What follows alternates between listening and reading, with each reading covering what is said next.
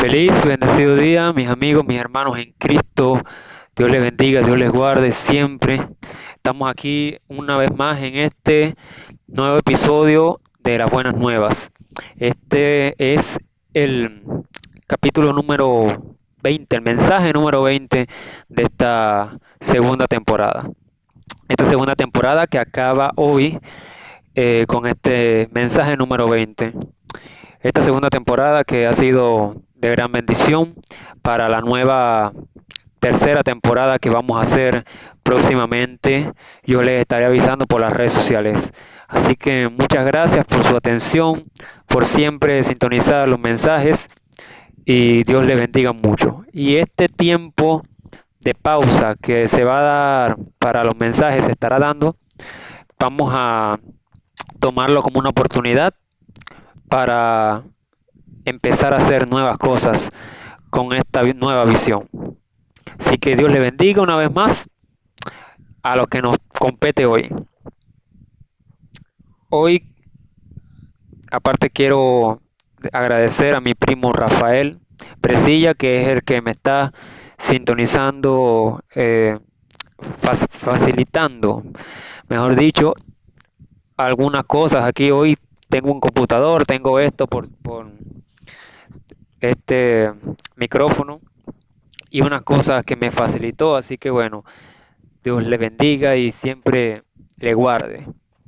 Ok, hoy voy a hablar de un tema muy delicado que no suelo tocar mucho porque es un tema que a mí tiene sus pros y tiene sus contras, su gente que a veces no le gusta, las cosas que a veces se pueden decir con este tipo de mensajes, pero hoy quiero hablar un poco acerca de esas cosas que a lo mejor están mal en nuestra vida de creyentes, de cristianos, y que creemos que está bien, que son cosas que están bien.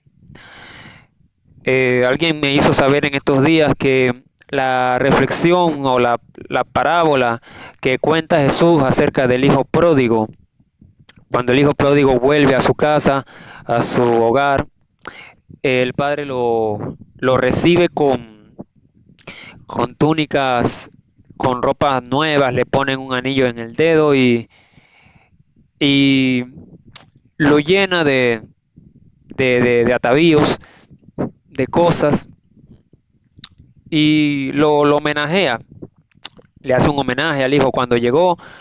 Y cuando la persona que me hacía llegar esta pequeña reflexión me decía que a veces algunos predicadores dicen de que nosotros tenemos que estar de alguna manera bien financieramente, o si tú estás bien financieramente es porque Dios está contigo o porque Dios está acompañándote en cada cosa que hagas.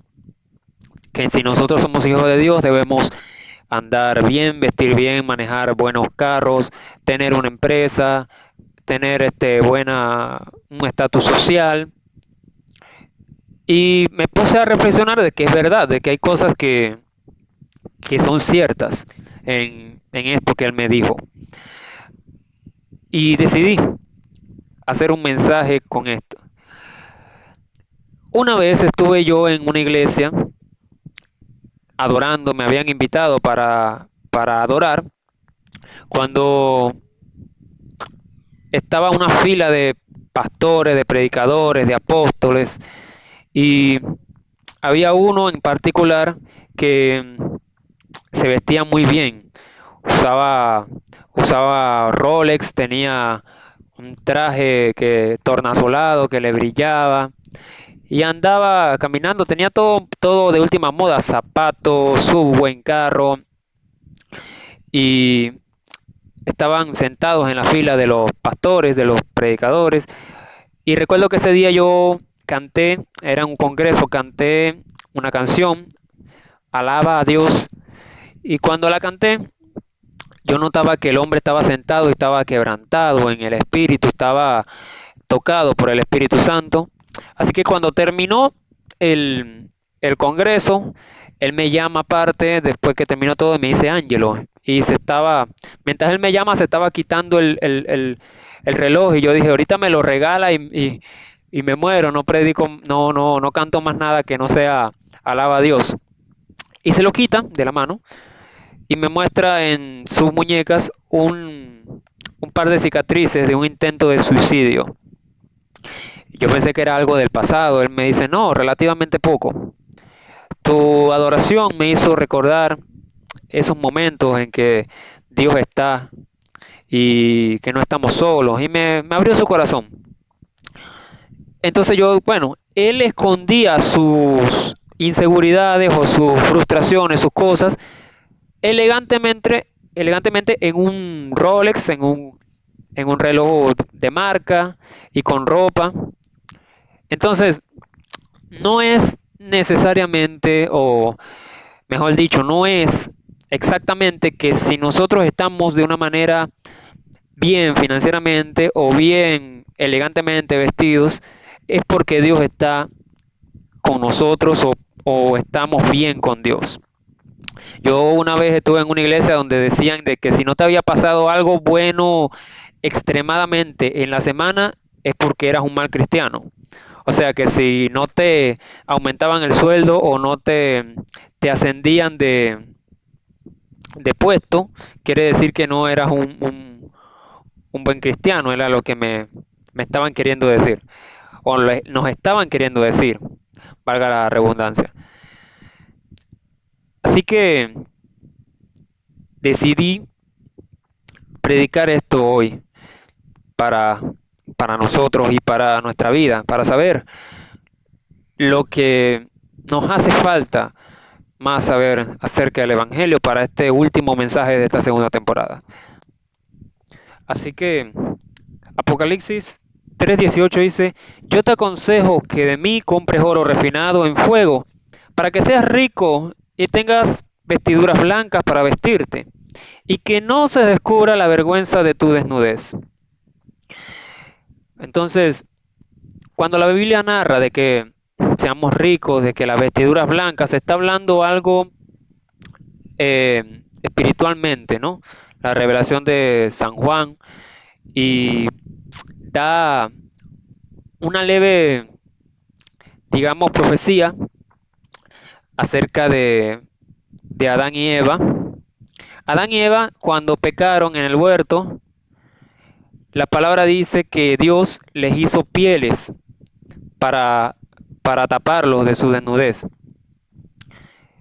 O sea, yo digo que primero Dios usó, me imagino que pieles de animales para taparle eh, la desnudez al hombre, pero luego usó, digamos, la piel de su hijo, porque Dios estaba tratando de dar una metáfora de que algo tenía que morir para poder tapar la desnudez. Y después sería el Hijo de Dios el que tenía que verter su sangre para tapar la desnudez del pecado del hombre. Así que cuando dice que compre oro refinado para que seas rico, se está hablando de una riqueza espiritual y de una vestidura espiritual de santidad. Es lo que se refiere las escrituras. Así que, ojo, no existe el evangelio de la prosperidad. Cuando uno reduce a monedas la relación con Dios, abarata el evangelio. Cuando nosotros le agregamos algo al evangelio, el evangelio de la prosperidad, el evangelio de la sanidad, en realidad siempre estamos restándole algo. El evangelio en su forma más pura es lo mejor. Así que hay personas que se concentran en hablar de las añadiduras que trae el reino de Dios, antes que hablar del reino de Dios. O sea, la palabra dice que hay que buscar primeramente el reino de Dios para que las otras cosas sean añadidas. Entonces, si yo me pongo a hablar primero de las añadiduras, estoy adulterando algo del reino. O sea, decirte que Dios te puede dar una casa, un carro, antes de hablarte del reino de Dios, todo eso está muy bien, pero la añadidura no es lo que, digamos, te salva del pecado. Eso es algo que la palabra lo dice, añadidura. Cree en Dios, busca el reino de Dios y lo demás viene solo, viene por añadidura. Ahora, hay algo que se llama la siembra y la cosecha, que no todo el mundo está listo para escucharlo, de que hay personas que creen o quieren sembrar hoy y cosechar mañana, eh, como si se tratara de que compran algo. Compran algo y te lo dan al instante. Pero la siembra, si por ejemplo, si tú quieres tener dinero, un empresario se esfuerza en su negocio, en sus proyectos y empieza desde abajo. Y ya cuando es multimillonario ya tiene 50, 60 años. Invirtió toda su juventud en esa riqueza. Cuando nosotros queremos algo de valor, un carro, una casa, tenemos que reunir para luego tenerlo. O sea, esa es la ley de la siembra y la cosecha. Uno siembra y que al tiempo después cosecha. Moisés trabajó en el desierto 40 años antes de dirigir el éxodo. Jesús invirtió 3 años en la vida de su muchacho. José estuvo 20, 25 años en Egipto como esclavo antes de ejercer las altas funciones que ejerció. Entonces todo el mundo quiere conocer la voluntad de Dios ya para sus vidas y muy pocos en la Biblia tuvieron esa rapidez de que Dios les respondiera. Entonces, ¿Dios nos puede dar bendiciones materiales? Sí. Yo no estoy hablando de ser un cristiano conformista o frustrado que viva en la pobreza. Yo no estoy hablando de eso. Dios te puede dar, y no estaría mal si yo te predico de que Dios te puede dar posesiones materiales, te puede dar riqueza, te puede dar estatus, te puede dar poder. No estaría mal. Pero en Juan 6:25 vemos una historia de que Jesús, la gente lo fue a buscar. Y Jesús les dijo, ustedes vienen a mí porque vieron las señales, porque yo multipliqué la comida, porque ustedes comieron y se saciaron. O sea, le está queriendo decir de otra manera de que no estaban ahí por él, estaban ahí por lo que él les podía dar. Entonces, si yo te predico algo superficial, de decirte Dios te va a dar un mejor empleo, Dios te va a bendecir con esto y con otro, lo cual es una verdad escritural, pero estaría mal si primero te pongo las añadiduras antes que el reino de Dios. No sé si me explico hasta ahí. Primero es predicar acerca del reino de Dios y luego de las añadiduras de las cosas que puede traer. Pero las añadiduras, predicarlas solas, no sirve. No sirve predicar un evangelio de añadiduras, porque es un evangelio sin cruz. Así que en los tiempos antiguos había lo que llamábamos el arca del pacto. Bien conocen el arca del pacto, yo lo expliqué en el mensaje pasado, creo. Sí, el mensaje pasado. Expliqué acerca del arca del pacto. Esta arca representaba la presencia de Dios. Y donde estaba el arca, donde estaba la presencia de Dios, las cosas empezaban digamos, a multiplicarse.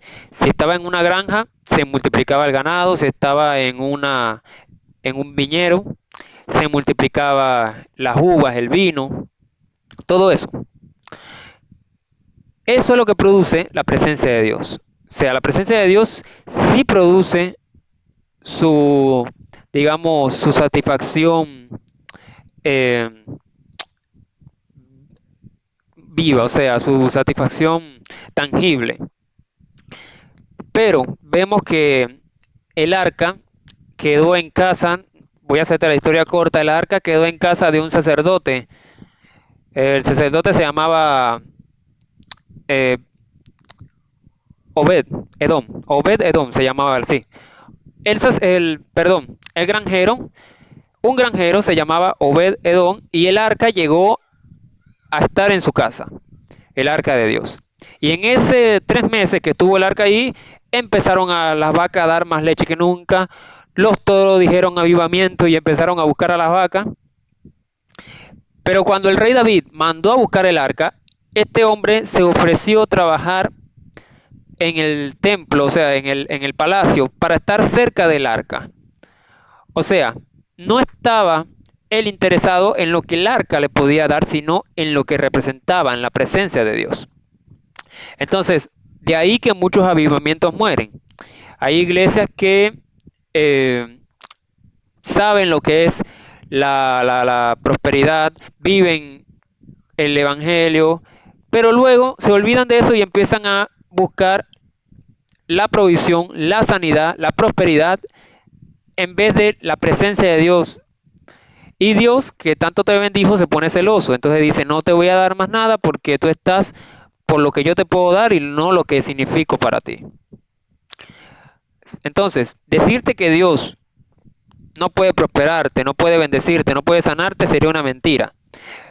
Pero si te predico de que el evangelio es para que ven y sánate, ven al evangelio y prospera, también es una mentira.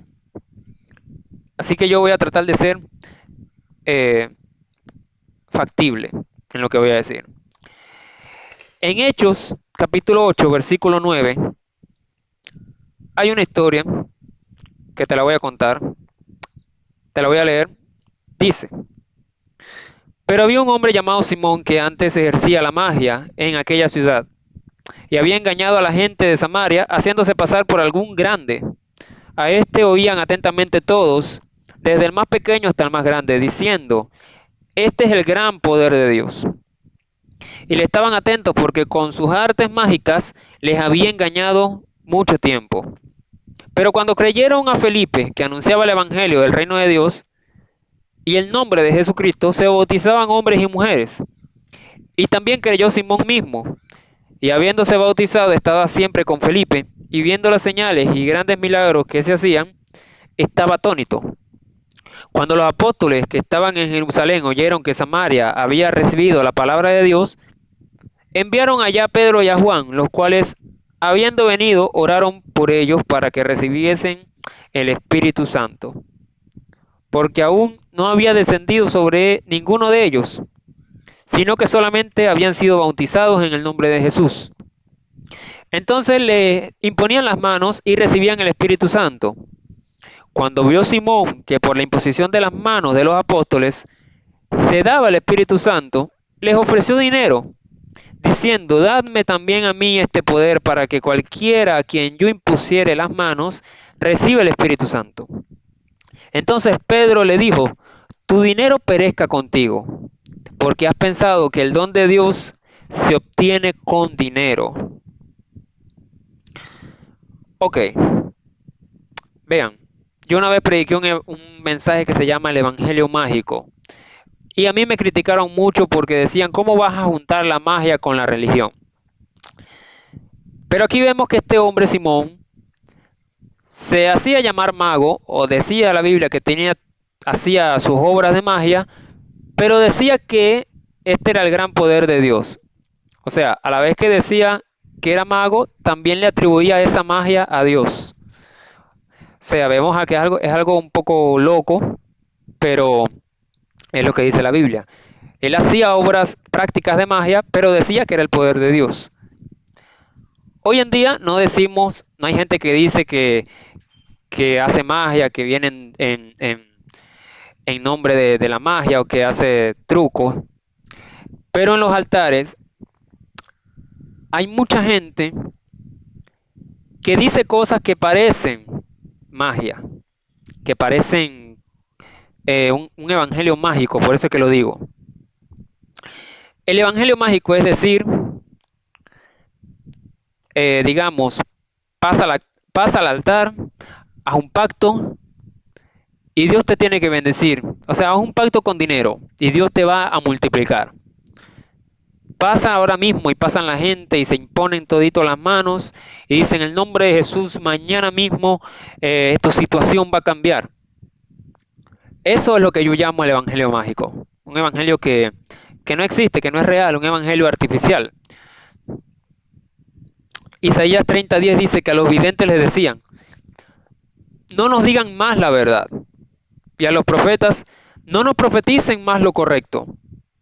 Díganos cosas agradables, profeticen ilusiones. Y hay otra versión que dice, profeticen mentiras. O sea, hay personas que prefieren que le profeticen mentiras, que le profeticen ilusiones antes de que le profeticen la verdad, de que le digan la verdad. Entonces hay quienes les gusta escuchar ilusiones y le agrega pa' más ñapa el Dios me dijo. Dios me dijo que yo voy a ser bendecido, que yo voy a crecer, que yo voy a... Hay gente que Dios le dice, pero hay otros que lo toman a la ligera.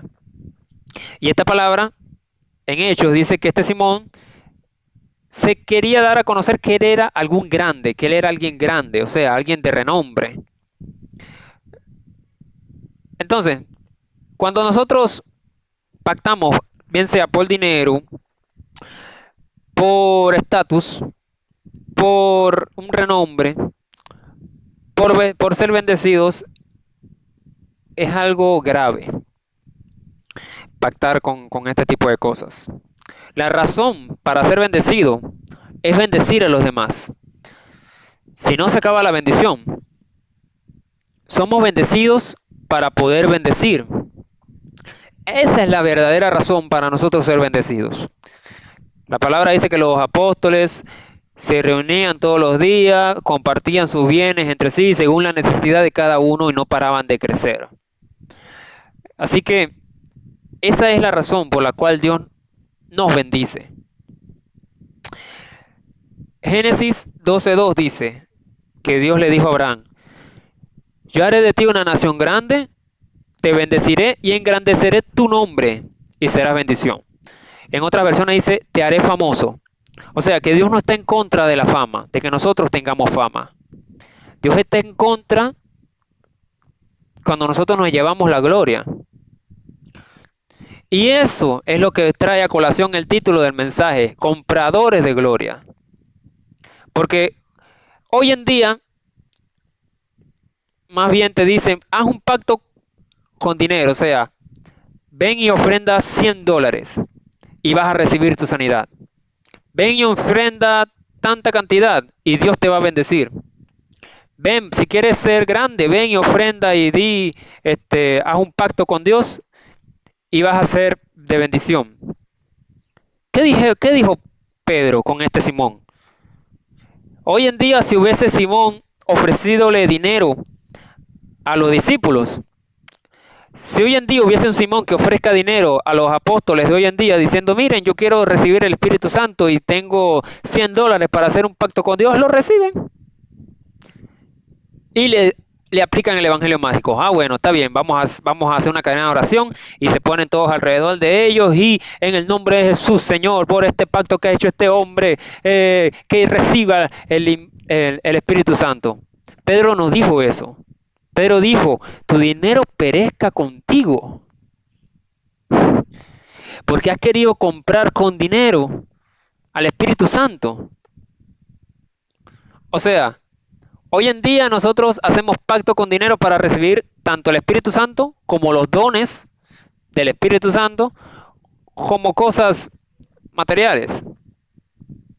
Pedro dijo, no, tu dinero perezca contigo. O sea, has querido comprar el don del Espíritu con dinero. Y que Dios te salve de esto que has intentado hacer. Y entonces está siempre el tema, por supuesto, de las ofrendas y del diezmo, de lo que hay que dar, pero me molesta mucho este tipo de comportamientos en el reino de Dios, de personas que hacen pacto con dinero, o sea, que te dicen, Dios me dijo que usted tiene que pactar para que sea bendecido. Yo digo, ver, las personas van a estar mucho más de acuerdo o va a sonar menos irrespetuoso que te digas, mira, nuestra iglesia se sostiene con donativos y nosotros tenemos que hacer esto, tenemos que hacer el otro. Podríamos contar con tu generosidad para esta obra, a la gente le encanta eso. O si tienes a alguien que conoces y tiene un carro, sería mucho más factible que digas, oye, me encanta tu carro, ¿me lo podrías regalar? Te van a mandar a volar, pero por lo menos no metiste a Dios ni pusiste nada espiritualizado. A decir, Dios me dijo que me tienes que dar ese carro. Compradores de gloria. El diezmo es algo que yo no hablo mucho, ni las ofrendas, porque Dios no habita ni en la vestimenta, ni en la comida, ni en el dinero. Eso es algo que yo trato de evitar, de hablar de cosas de eso. Cada quien tiene su manera de digerir de que si el diezmo es de Dios o no es de Dios. Porque al fin y al cabo es una contienda que tiene 2000 y pico de años y yo no la voy a resolver hoy en este mensaje. Pero si estoy obligado a hacerte una pregunta. ¿Qué le estás comprando a Dios que no te has dado cuenta? ¿Qué le estás haciendo creer a la gente que le estás comprando a Dios? No sé, si estás comprando fama, si estás comprando gloria, si estás comprando, no sé, riquezas. Porque déjame decirte que no estás caminando por el verdadero evangelio.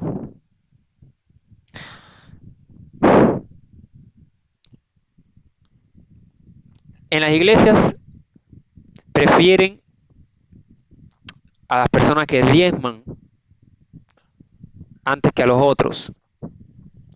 No te imaginas cómo Dios bendice a este hombre, maneja un carro de último modelo. La lepra maneja un carro de último modelo. El suicidio y el fracaso andan por ahí en carros de lujo. Que alguien me demuestre que no hay suicidios en Beverly Hills y entonces creeré que Dios puede hacer mirar el exterior. Si no, no hubiese suicidios en las mansiones de Beverly Hills o no hubiesen artistas o gente que lo tiene todo y se suicida. Y en las iglesias siguen prefiriendo a los que diezman y a los que dan, porque significa que Dios los bendice. Amado mío, déjame decirte, dice el Señor, que si eres una de estas iglesias, estás propenso a caer en cualquier momento, porque estos son los cristianos débiles, que en cualquier cosa el hilo más delgado es la iglesia y su relación con Dios. Y yo quiero decirte esto ya para terminar, que hay cosas que no se compran con dinero. Hay cosas que ni siquiera le competen a comprarlo. Uno puede pactar para tener un carro de lujo, para tener mejor posición, pero nunca vamos a poder pactar para comprar los dones del Espíritu Santo. Yo no estoy diciendo que Dios no pueda prosperar o no pueda bendecir, pero yo no voy a predicar en las condiciones que muchos quieren que yo predique. Yo voy a pelear por la verdad. Y no es la primera vez que voy a pelear. Porque cuando yo empecé a hacer estos mensajes, se levantaron todos los religiosos que estaban en la iglesia, en mi congregación en aquel tiempo que era. Me decían, usted no puede predicar. Y yo traté de convencerlo de que sí podía, pero intentaban por todos los medios de hacerlo. Y aquí estoy, no pudieron. Porque siempre chocaba con sus ideales, con sus costumbres que ellos tenían. Y hoy en día creo que ya basta de hacer shows evangélicos para satisfacer a las personas, de personas que no quieren buscar a Dios, quieren buscar lo que la presencia de Dios trae a sus vidas. Pastores diciendo, a punta de dinero te meto al cielo, dicen algunos. Y a mí me da tristeza, me da molestia, me da de todo un poco escuchar este tipo de cosas.